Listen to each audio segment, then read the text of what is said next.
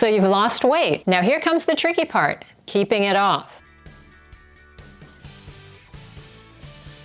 Hi, it's Ivana helping you get fit, healthy, and strong at any age. In this video, I'm going to show you how to maintain your weight loss long term. And at the end, I'm going to share the 3 things that they found that people who were unsuccessful with weight loss had in common. A lot of the suggestions that I'm going to share are directly from a study that was released in early 2021 that looked at people who were successful and people who are not successful at long-term weight loss. Many people are successful at losing weight in the short term, but of people who successfully lose weight, after 1 year, 80% will have gained it back. After 2 years, 85%. And after 3 years, 95% of people will have regained the weight that they lost. And in most cases, people will gain back more than they started with. And I don't want you to be one of those people. So make sure that your plan is sustainable for you. The important thing is adherence, whether you're able to stick to that particular nutrition plan. If you lost weight through a fad diet that was a real challenge for you to stick to, like keto for someone like me who loves their carbs, it's probably not going to work for you long term. If, on the other hand, you're someone who loves their fat, then you're probably going to be okay with keto, and it may be an effective strategy for you. Despite what you might hear from people who advocate for different diets, it doesn't really matter what diet you're on.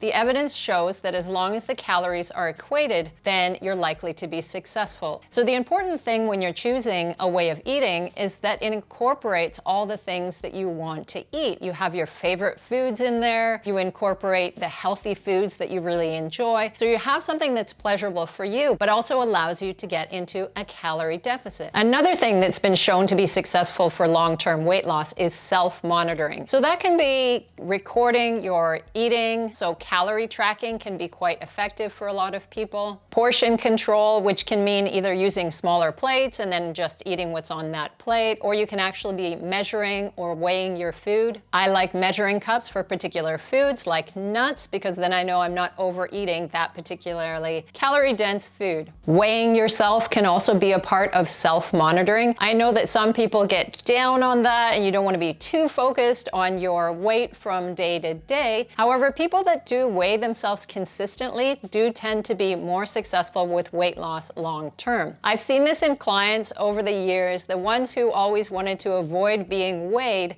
The reason was because they knew that they weren't adhering to the plan and they knew that their weight was going up or it was staying the same. So they wanted to avoid the scale. So if you're afraid of the scale for that reason, then it's probably important for you to track and monitor your weight with the scale. But that's not for everybody. Some people can become too obsessive with that. You need to know yourself in that respect. Not for everybody, but helpful for many. For long-term weight loss, meal planning can be a real benefit. So that means that you probably know what you're having for breakfast, lunch, and dinner. Maybe you're packing snacks when you go. It doesn't mean that you're packing everything all the time, but you want to plan for social events so you know that if you're going out, you might have a snack beforehand so you're not too hungry, or you might even check in and see what the restaurant has if you're going out to a restaurant and look at your better options and then make that decision beforehand. Although it seems great to just be relaxed and go with the flow, it's not a very good strategy for weight loss. In fact, it's not a strategy at all. And in the long term, people who do plan ahead and have an idea what they're going to be eating in future meals, future days, they're the ones who are more successful. Exercise is important for long-term weight loss. In the short term, we often say that it's actually not that effective for weight loss. It's not a ton of calorie burn, and if you actually try to lose weight with just exercise alone, it's very challenging. But it has been shown that people who exercise and are more active are more likely to stick to the other part of their plan, the nutrition side. And exercise and NEAT,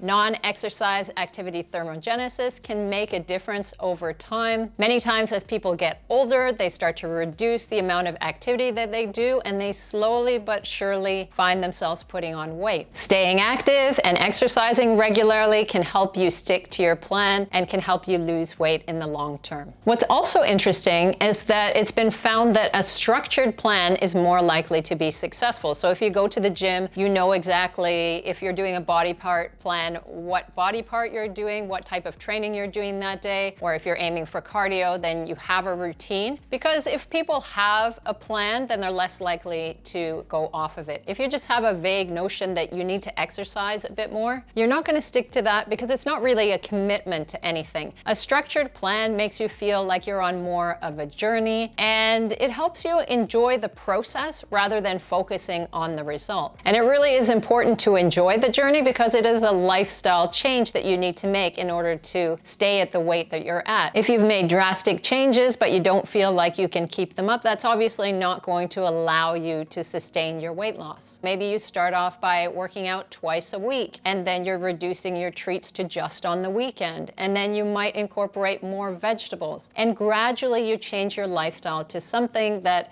is healthier, produces a calorie deficit, makes you feel better, and before you know it, you're so much further than you were a year ago, but it doesn't feel like it's been all that drastic, and you're not just going to slip right back there because you've made a gradual and sustainable change. I recommend to my clients that they track and monitor their weights that they're doing over time so that they can see the progress, because that reinforces this habit that they're starting to build, and it makes you feel good about the process. Again, rather than just focusing on the result of weight loss, you're actually acquiring some other benefits as well. You're getting stronger, you're feeling better. All those things can be monitored. Another important key to long-term weight loss is having the right motivation. So if you have a strong reason for why you want to lose weight, then it's likely to pull you through the tough spots. A lot of people who were successful in this study, they really felt the drive to improve their health. Basically, as you go through your weight loss plan, you're reinventing yourself through this new lifestyle. So maybe you thought of yourself as the person on the couch eating a bag of chips, and now you're the person who goes to the gym regularly. So you're changing the type of person that you are through this lifestyle. And if you do that successfully in a gradual, sustainable way, you're going to be successful with the long-term weight loss, because a diet is not something that has an end point. Because once you end, you're going to stop getting those results. You need to do the same things you did to lose weight if you want to continue to lose weight. It does get easier because obviously you've adapted to being able to do those things, but you really have to keep doing those things if you want to keep seeing those results. Goal setting has been shown to be effective for long-term weight loss. So it doesn't have to be just the weight, although of course we've shown that monitoring your weight can be helpful. But you can also do things like tracking your improvements in particular lifts. Say you can squat a bit more, or you can shoulder press a bit more, or you might increase the duration that you're doing cardio or the speed that you're running. And you can set particular goals for your diet as well. You can add a couple of vegetables to each day, or you can decide to have a smaller treat the next time you go out, or you can plan to do meal prep on a Sunday so that you have food ready for the week. Setting those goals can make you more likely to stick to the process. Long-term weight loss is more likely to be successful if you have social support. Ideally, this would be your partner, whoever you live with, who is supporting your journey and perhaps on the same journey as well. So if there's healthy eating at home, it's a lot easier to stick to than if your partner is constantly buying chocolate and chips and keeping it around you. But it can also be part of sticking to an exercise routine if you have a coach at the gym, or if you have a friend that you work out with regularly, or at least someone that you check in with. This can all be helpful for maintaining your weight loss. Being able to endure challenges is a really important part of weight loss. There are always things that come up during a weight loss journey. You might have an illness, you might have a death in your family, a divorce. Life keeps going on even as you try to have this perfect nutrition plan and this ideal workout routine. Emotional eating can be a big factor in driving people back to old behavior. So if you go through those situations and you're able to cope with them successfully without using food, then you're more likely to be successful. And it's often about finding different ways of dealing with your stresses. So I often work with clients just in healing their relationship with food, because if you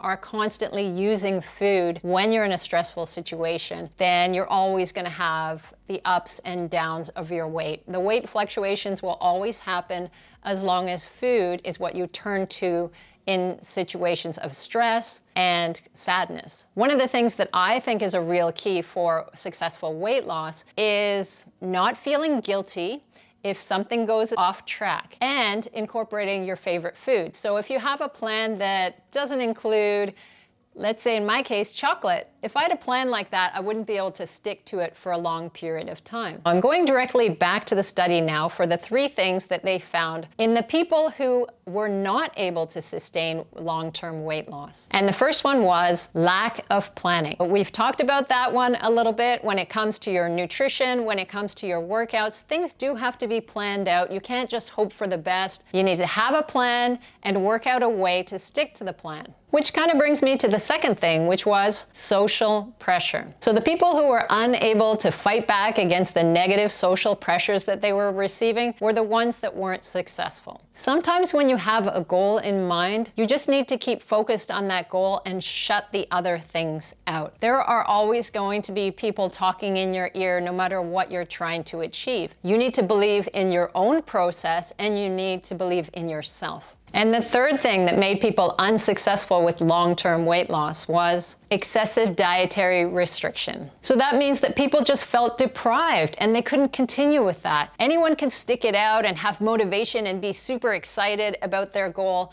for a short period of time. But what happens a year down the road, 2 years, or 3 years? If you feel deprived because the plan you're following is just too strict or it doesn't make sense for you, and I've talked about a couple of examples, then it's not the right plan for you. So hopefully what's gotten you to weight loss up until this point is sustainable for you. And if not, you might need to change your plan a little bit so that long term you won't feel deprived. It's just gonna feel part of your normal lifestyle, and you're gonna feel like that person who's healthy and lean and active. Feel free to share your personal weight loss journey with me in the comments. I love reading them. Please hit the like button to support my channel, and subscribe and hit the bell for evidence-based fitness and nutrition information. And check out these videos as well.